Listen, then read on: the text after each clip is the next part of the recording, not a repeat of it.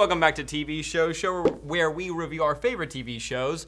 Right now, we're going to review Legend of Korra, Episode 4, The Calling. What happened in this episode? Well, I'll tell you what happened. It was all about Tenzin's kids. I'm not going to lie, I haven't watched it yet.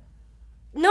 All right. I'm just kidding. You watched it! We watched it together! You got so mad. No, I know what happened. I got scared. I didn't dream that. Because I've already watched it twice. So I'm like, what were you? Yeah, and we watched it together. No! Okay. Sorry, continue on. No, it's all good. We believed you. We had Tenzin's kids, Iki, Kaya. Wait, no. Iki, Milo, and Jinora. Thank you. They're on their search for the Avatar and have not one clue. Don't know why they'd send kids, not the adult airbenders. But anyways. They even talked about that in the episode. They're like, "Are you sure you can't go with the children?" And or he's like, send anyone else. Any Wait, adult? why didn't he? He said he had to stay because of he has to. I forgot what President. it was. President has to stay for the Kuvira crisis.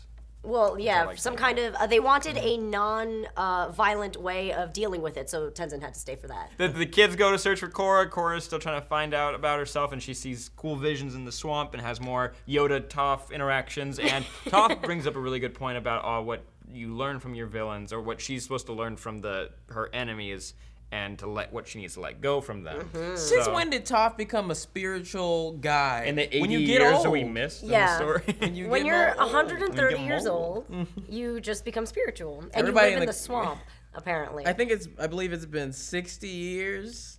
But at SourceFedNERD, let's see, James Martirez goes, "Did Milo really draw that? Skills!" Yes, he did, and it was amazing, and we all reacted to that. And speaking of amazing skills in terms of drawing, Anthony Rosario has drawn the three of us as benders, and I would really like you to check it out because it's so beautiful. Look at and it. I would like to amazing. point out that I've Look at specifically been drawn as the Avatar. Yeah, I've you were specifically with been your drawn as tattoos, it. baby. Wait, you were drawn as an airbender. No. Nobody has tattoos on him. No, Yeah, the all airbenders have- airbenders can have. Oh, you're tattoos. right. They're masters. Yeah, and I was a waterbender, and I look so cool. You look so cool, and so I'm a much firebender, cooler than I bitch. look now. No, that's not true. Actually, the hair on yours, I really enjoyed. It's like Cause he's so cool. And you're, Yeah. You make me look so cool. he doesn't know you fall often. No, I You stumble. there was. You don't know that he was just wearing a carrot costume. There was really just quick, now. just a side story, unrelated completely.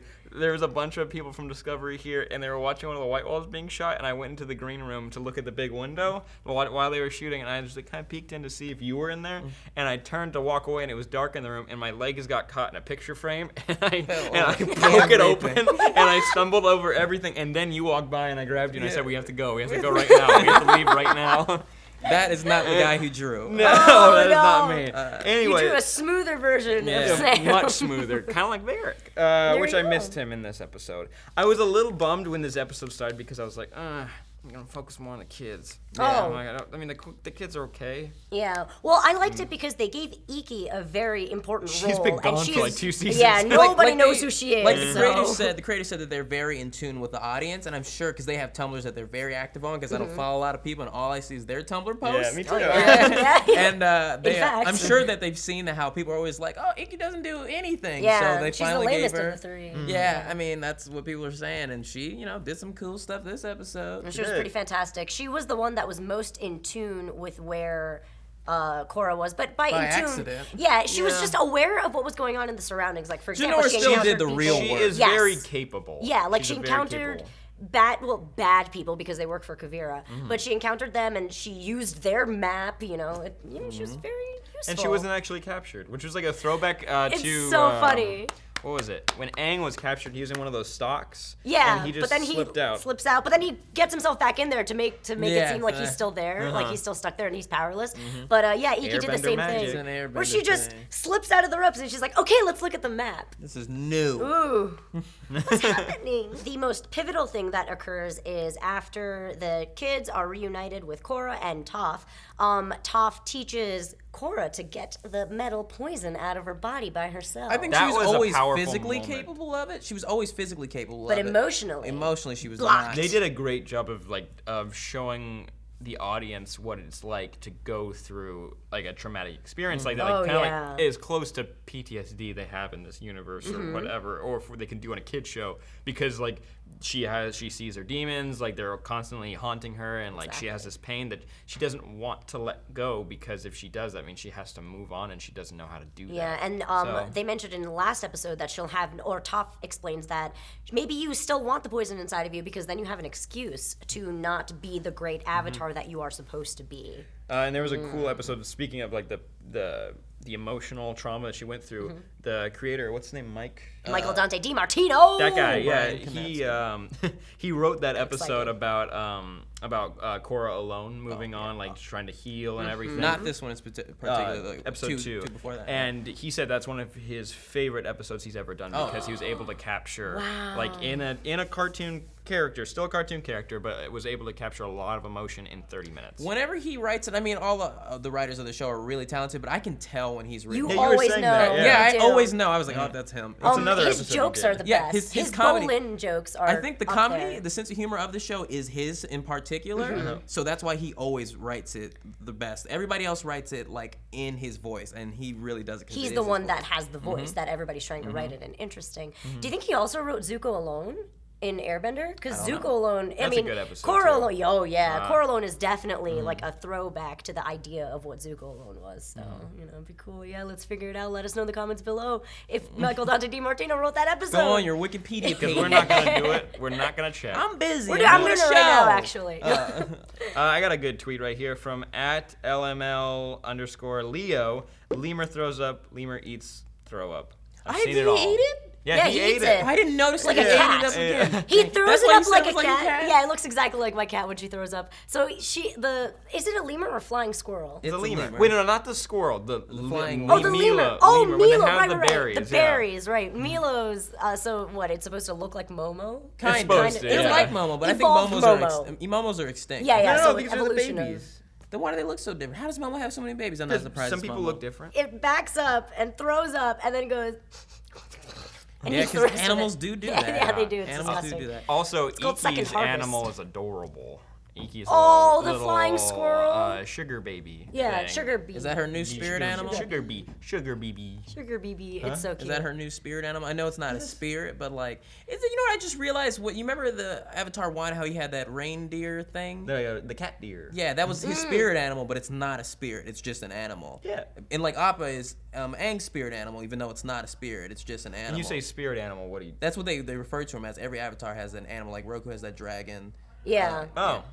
So that's I'm just, You're right. just They thought have a about spirit that. animal. They're not literally a spirit, but they're a spirit. And I like Upi is my spirit animal. Right. As the Avatar. Right. Yeah, Dwight's mine. Dwight. Dwight's my dog. Dwight's your Check my dog. Instagram @SamBasher. Go ahead. He's adorable. He's the cutest I damn mean, animal ever. Mac mine. is a pretty cute dog too. Check my Instagram. But that's not That's yours. not your damn But dog. I live with him. I feed him. I clean his water bowl. Okay, I'm not gonna lie. Mac is easily the cutest dog I've ever seen in Wait my till you life. meet my dog. Why are we talking Oh, about our shit. animals on Sorry, this show? because we're talking about Iki's new pet. Yeah, we're talking about our familiars. And even as Oh, cute as her absolutely. pet is, my pet is cute. How long do flying Yeah. bison live for? Tell me. They age in about 6 months, and then they're adults for 30 years. for 30 years. 30 They years? live Yeah. for 30 years? I don't know. Is this accurate at all? Alex Diaz at Let's Get Crazy 7 goes, not gonna lie, kind of burst into tears when Iki, Milo, and Janora found Korra. They hadn't seen her in at least a year, at least. No, I'm 3 sure. years. It had been 3 years. Yeah. Yeah, it had okay. That's why they're all like only older and their Tenzin voices saw drop. him somewhere in the middle.